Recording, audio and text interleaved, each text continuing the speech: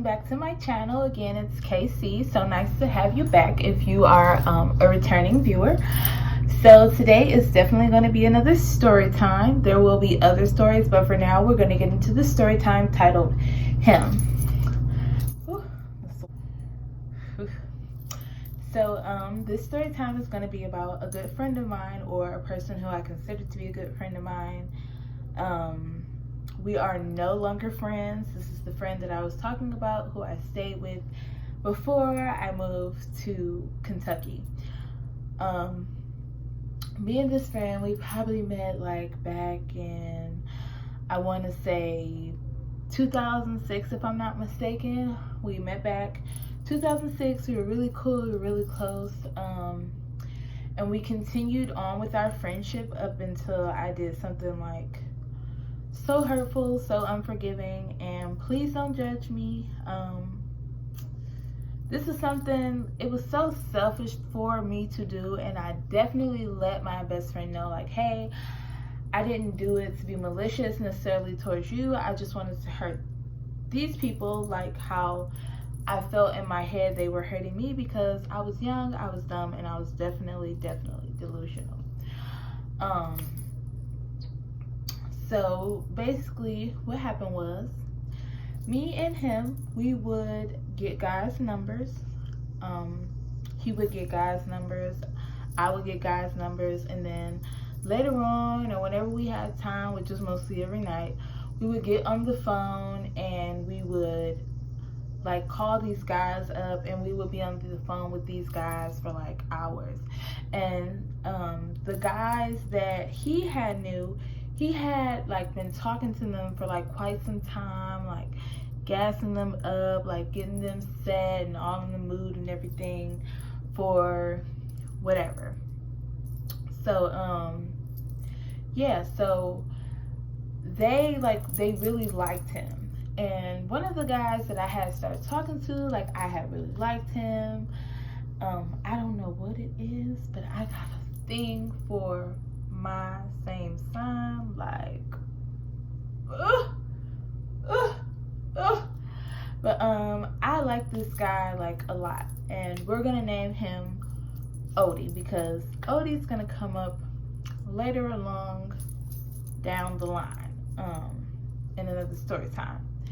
So I liked him like a super freaking whole bunch, and I wanted him to be mine. Like, I had made it in my mind, like, this is going to be my man. I don't know what I have to do, I don't care what I have to do, but he's going to be with me, he's going to belong to me. I made the initiative to make him be, you know, a part of my life. He thought that I was like spoiled. He had like a whole different outlook on who I really was, and I really wanted him to get to know me a lot more outside of him thinking that I just have money. Like, I don't have money, my parents got it. Okay, let's just make that clear. I don't have nothing. Okay, my peoples do everything for me. But that's definitely not how it was. So I made the initiative. I had my granddad take me over to his house. He stayed pretty far from us. We stayed like on the deep east side of, like, it's like Detroit, Grosse Pointe area. We stayed on the deep east side, and he stayed like all the way like Joy Road, what is that, Joy Road Retirement area. Like, he stayed over there. I had my granddaddy take me over there for the first time. We went to these people's house. I guess they were like his friends or whatever they were. I really don't know who these people were. Because I was so gullible back then, I'm like, oh my god, like, they're nice. And he cut into me, he told me, like, you don't even know them, like, they co-kids, like excuse me. But we had watched TV and everything. We had like a good time when I went over there. I had bought us some food and everything. everything was great. And then I let him knock the stuffing off my blueberry muffin. Yes, I did. That was so stupid. Now thinking today, so stupid. I shouldn't do that. But I let him do that. And then afterwards we chilled more.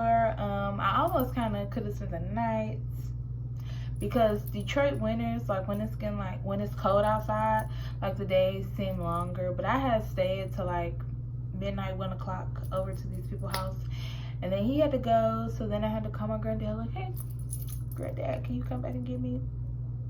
My granddad came back and got me. I had fun, went on by my day, went on by my time.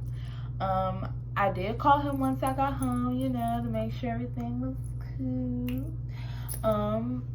And from what I thought, and from my standpoint, I thought in my head like everything was cool. But little did I know, he liked me, but he didn't like me how he liked her. So we went on talking, and every time that I had money, which was like about every other week, I would go over to these people's house and I would go and see Odie, and I would have a good time with him. We didn't always have intercourse. We only had intercourse like 2 times. So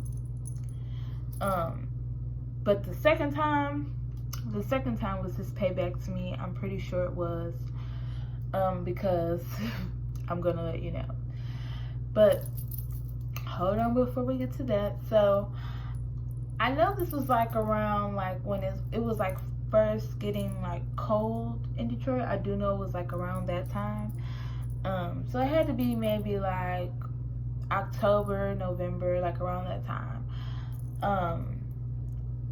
I was talking to him. So in the midst of me talking to him, at that age and at that time, I was like, can't you just keep one, because you don't know what they be doing. So I was also talking to this other guy, and we're going to name him James, because his real name is something else. I want to say it, but I can't. But anyways, so James, he was like, he wasn't all of that. He was like, I don't want to say it, but, and they didn't even have a pitcher of water in their refrigerator.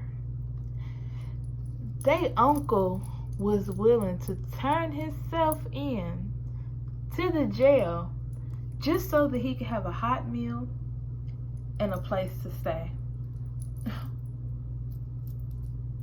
So I don't want to use that word, but you guys definitely get what I'm saying. You definitely get it. So I was messing with him too, and I, once again, Sugar Mama K, buying food, you know, making sure everybody eats, since everybody's, you know, hungry, whatever. I bought them food, and yeah, I spent the night at their house. I was really, his house wasn't raggedy or anything like that. It's just that, like, I don't know, like, their mama did not care about them. Like, their mama was on some fend for yourself type stuff, and I wasn't used to that. Like, fend for myself? What? My mom was supposed to buy me food, or at least, you know, my mom, my daddy, whoever I stay with, they supposed to buy me food. But yeah, so they didn't have that like that. James wanted to eat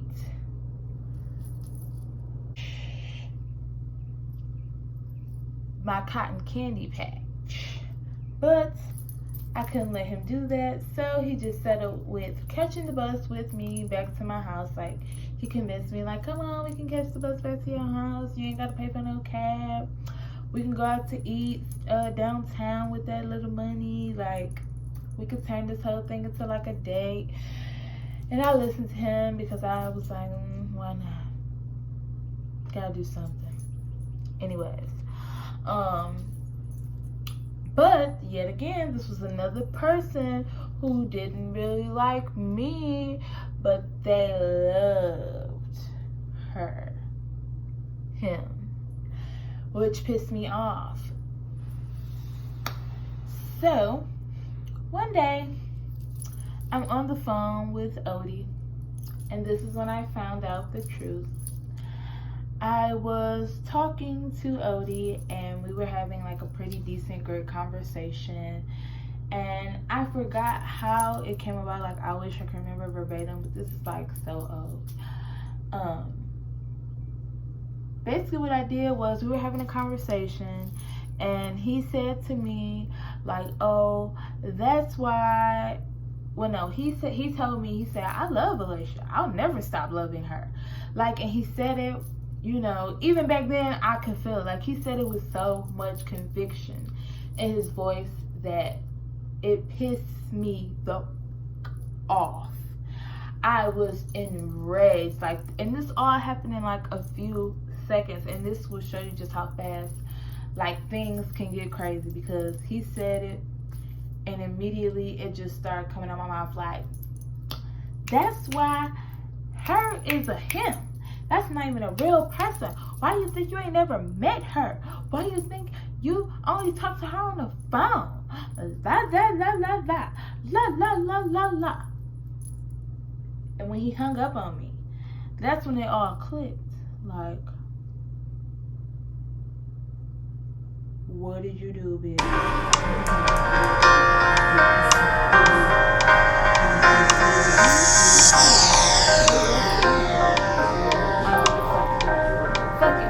I didn't throw him under the bus. I was in the bus driver's seat, and I drove over him with it. Like, and I thought about that afterwards, and immediately he started getting calls and texts and things, and he didn't like have his own phone. So when these people were like calling and texting him, like they were texting his mom's phone, so she was getting all of the calls and the texts and the death threats and the, oh, I'm gonna come to your house and I'm gonna do this and I'm gonna do that and I'm gonna do this and I'm gonna do that. And I'm like, oh, like I was just apologizing. I was telling him like, I'm so sorry. But by then it was definitely too late, and it was nothing that I could do, because I had wrote his death. I had wrote his suicide letter. Like, that's what I had did, and I couldn't believe I had did that. But anyways, stay tuned for part 2 of the Him series story, and see you in my next YouTube video. Thanks so much. My name is Casey, and don't forget to hit subscribe. See you back again soon. Bye bye.